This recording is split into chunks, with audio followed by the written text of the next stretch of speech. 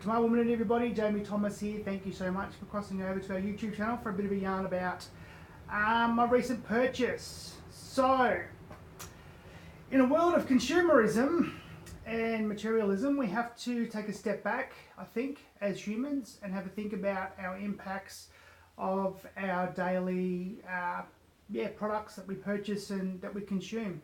What Waiapa is all about is about saving the planet through our daily interactions with our environment and everything that we actually consume. Now, all our ancestors that we had, all of us, I don't know if you're from Russia or from Aboriginal Australians or from Native Americans or wherever you're from, Europe, our ancestors lived at a time where they only consumed what they needed. They only took what they needed. And everything they had was organic, whether it was stone or wood or whatever they utilised, the food sources.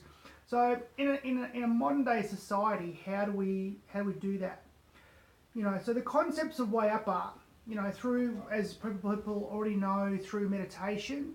So by connecting into self, connecting into everything that's around us, through the movement stuff. So tapping into cellular memory of movement, how to be responsible for that connection. But it's all about action. So one of the biggest things that we've found, like there's a lot of things that we driving cars, eating meat. There's so many things that are having an impact on the planet that we do every day. Plastic straws, plastic bags. It's about how can we make these changes in our life to force the supply and demand, and flip it on its head and say demand and supply. So Waiapa is about changing that supply and demand. They'll supply it if we demand it. So we've got to demand it for them to supply it. Now, one of the little things that I do with the kids in our groups, when we're teaching Waiapa, we talk about fashion because, I used to be a massive consumer of fashion, and unsustainable fashion often a lot of the time when I thought about it. And then I started to pull back in the last 4 years. So to pull back and put myself through those stages. Do I need it? Often it was no. Do I want it? Yes, I want it. Why do I want it? And if I want it, is it made sustainably? So rather than just going, oh, check that out, I want it at all costs. What is that product and where is it made? An app that we use, and there's probably some amazing apps out there, but we use the app Good On You, which actually allows you to type in the manufacturer, and it rates that manufacturer on whether they're good for the environment, whether they're good for staff, good for animal testing, things like that. And no offense to, I'm going to say some brand names here, and if people want to drop a comment, say that's not correct, research your stuff. I do the best to research, but it's always about finding out more and more and more. So when we type in the two big companies of sporting companies and shoe companies, Adidas and Nike are up there. You've got Asics and Puma and all the other brands that are out there, but I wanted to go down a path, Sarah and I want to go down a path of, we make a purchase, trying to find a purchase that is going to be good for the environment, but also practical for ourselves. And quite a few years ago, we were really excited. I mean, when I used to Google the actual, videos, when I used to Google the information about, my products, on a rating of 1 to 5, Nike were 2, I think, and Adidas were 4. When I looked at the product range, sometimes the Nike products were like fashionably more attractive and flashier, and more catering towards what it looks like as opposed to what it feels like, or even how sustainable it is to make that product. And I come across an article quite a while ago. I think I've been talking about it for a long time now, that Adidas were actually going to design a shoe made out of plastic that was reclaimed from the ocean. So the Adidas Parlay range is now here. Now, like with most things, these aren't cheap. But in saying that, I will make sure that I wear these until they literally fall off my feet. So rather than buy 5 pairs of shoes, I will wear these. Now, to be honest, I used to wear Skechers. I used to buy Skechers. I still wear Skechers because when I bought them, they were comfortable, they were easy to wear, they were fashionable because they were black and I like black clothes.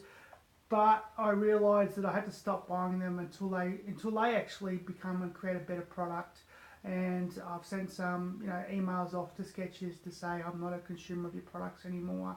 So rather than just chuck the Skechers out, I'm going to honour the actual product and wear it until it falls apart. But when I replace them, I just had recently a pair of shoes that literally fell off my feet. I replaced them with these. And I'm really excited to say as a product that they weren't cheap. I think they were about $250, whereas a pair of Skechers is about $80. But in saying that, I'm not only I'm contributing to a company that's actually has got a plan to create better sustainable clothing, and that's where I want my dollars to go. So I would rather invest more, so I cut back on other stuff to buy these shoes. So I've been talking about them for a long time, and I've been saying that, as consumers, as conscious consumers, and sometimes you won't always get it right, and sometimes you can't always get the best option for what you want. But if you're thinking about it, at least you're going to be, literally walking towards a better choice for our planet, but for a generation. So Wayapa is really about creating a better place and a space, not just for the earth, but for generations to come, because that's what Wayapa is about. So, Wayapa is an amazing new modality based on ancient concepts and connectivity, but really it's about generational continuation. When we do the meditation, we're thinking about connection to self. We're thinking about reducing ego, about what we look like. I'm saving on razors at the moment. Check me out. I don't dye my hair. Well, that's chrome, not grey. So, it's about saying how can we look after the planet on a bigger scale. So, and it's also about not judging people. So if you are thinking about it, then encourage people to do things. Tell your story like I am. It's not about saying you all have to go out and buy them. Some people might say I can't afford them, or I don't like the colour, I don't like the fat, like whatever it is. I'm just sharing a story to encourage people to have conscious consumerism on their mind every day, every minute, everything that you consume. Think about where it comes from, who made it, and how it's benefiting our planet, but benefiting our generations to come. So really excited to be shooting this video today. It's been a little while. I apologise for people who do follow. We've got a few followers now, which is great, but if you want to recommend us to other people to follow, shoot us a comment about content that you'd like to have my thoughts on. I think that we're in that space where we're all sharing messengers. We are all messengers, and we share messages. So please like and subscribe if you haven't already, and share us around to friends. And yeah, I'm looking forward to shooting the next video. So I'll talk to you soon. Muruk and Yadabi, and see you next time.